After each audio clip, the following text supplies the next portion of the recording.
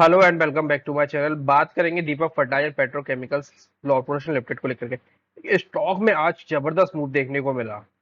Stock एक time पे लगभग 620 रुपए तक ट्रेड कर गया था, ऑलमोस्ट 12% तक अप कर गया था, लेकिन वहां से थोड़ी सी एक छोटी सी प्रॉफिट बुकिंग जरूर देखने को हम लोगों को मिली है। आज फर्टिलाइजर स्टॉक्स में एक जबरदस्त मूव था ही। यहाँ देखोगे चंबल फर्टिलाइजर में अच्छा मूव था, यहाँ तक कि ज्वारी में भी काफी अच्छा मूव था, जीएसएफसी में भी अच्छा मूव था। तो आज फर्टिलाइजर स्टॉक्स का एक तरीके से कह सकते हैं कि दिन था।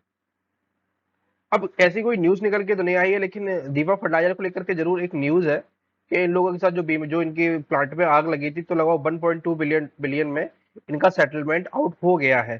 तो काफी अच्छा अमाउंट पे सेटलमेंट हो गया है। तो ये भी एक इनसाइड न्यूज हो सकती है कि इस वजह से ये स्टॉक आज प्राइस में बढ़ता हुआ देखने को मिला है। बाकी हम लोग टेक्निकल देखेंगे और फंडामेंटल देखेंगे कि क्या रहा है। तो सबसे पहले बात कर लेते हैं फंडामेंटली। मार्केट कैप देखोगे तो 7,670 करोड़ का है। स्टॉक भी देखोगे तो 15.9 का है। बुक वैल्यू 411 रुपए के पे है। और डेट देखा जाए तो कंपनी पर 4,077 का है। प्रोमोटर्स ने कंप्लीटली अनप्लेज करा लिया है। और प्रोमोटर्स की होल्डिंग भी 45.6 की, और हाल ही में प्रोमोटर्स ने ऐड भी किया है। इंटरेस्टिंग वैल्यू की बात देखें तो ऑलमोस्ट 1,000 रुपए की है। ग्रोथ अभी देखने को मिल रही है निगेटिव में। अब ये चीज क्यों है? क्योंकि अगर हम लोग क्वार्टरली इनके देखें तो दिसंबर का, अभी मार्च का क्वार्टर का रिजल्ट आया नहीं है, तो दिसंबर से कंपेयर करोगे अगर इस बार का 252 करोड़ से ड्रॉप होकर के 61 करोड़। इवन न केवल प्रॉफिट ड्रॉप हुआ है, इवन सेल्स भी ड्रॉप देखने को हम लोगों को मिल रही है, और मार्जिन में भी कॉन्ट्रेक्शन देखने को मिल ही रहा था इस वजह से। और सितंबर से दिसंबर का देखोगे तो सेल्स में ड्रॉप देखने को, हालांकि मार्जिन में थोड़ा सा सुधार जरूर था। तो ये हो गए क्वार्टरली। थोड़ा सा बैलेंस शीट पर नजर डालोगे तो रिजर्व देखोगे तो काफी अच्छे हैं। 5,000 करोड़ के रिजर्व है, अच्छे है, लेकिन डेट भी एक कंसर्न का इशू है, क्योंकि 4,077 करोड़ का डेट भी कंपनी पर है। और हालांकि ये डेट इसलिए बढ़ाता है क्योंकि कंपनी क्या कर रही थी, जबरदस्त तरीके से कैपेक्स ला रही थी, तो कैपेक्स के कारण से इसका डेट बढ़ता हुआ देखने को हम लोगों को मिला है। शेयर होल्डिंग पैटर्न में एक जबरदस्त इंप्रूवमेंट देखने को मिला है। पहले का प्रोमोटर्स की होल्डिंग हुआ करती थी 1445.46।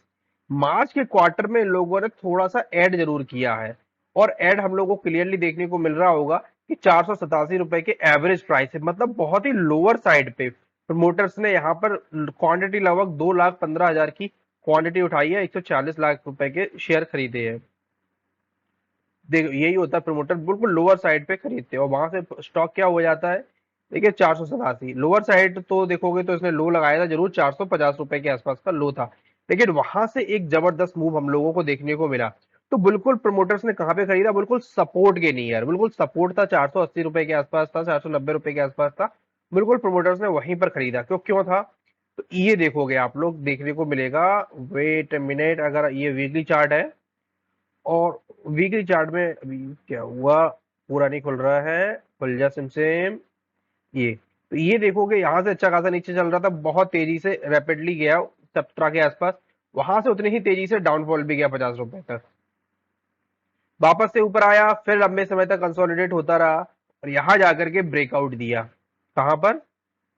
जनवरी 2022 में। उसके बाद में क्या रैली दिखाई, ऑलमोस्ट स्टॉक डबल हो गया था। अब वहां से फिर से रिटेस्टिंग पॉइंट पे स्टॉक आ चुका है, और अब कर रहा है कंसोलिडेट। तो यहां से एक अच्छे मूव की संभावना बिल्कुल बनी हुई है। स्टॉक के लिए एक मेजर रेजिस्टेंस का काम करेगा 707 रुपए। एक बार इसको ब्रेकआउट करता है तो फिर जो ये एक कंप्लीट राउंड बॉटम के लिए स्टॉक फिर जाता हुआ हम लोगों को देखने को मिल जाएगा बढ़िया तरीके से। ये लेकिन इसके लिए क्लोजिंग ऊपर जरूरी है, वो है 407 रुपए की। तो अब देखिए सपोर्ट रेजिस्टेंस वगैरह क्या है। तो इसको चार्ट को थोड़ा सा हम लोग करते हैं जूम। बढ़िया। अब देखोगे यहां पर एक इनसाइड बार बना, इसके बाद ब्रेकआउट आया, फिर मल्टीपल इनसाइड बना, और फिर से ब्रेकआउट हम लोगों को देखने को लग रहा है। तो इस अभी दो ट्रेडिंग सेशन और बचे हुए हैं।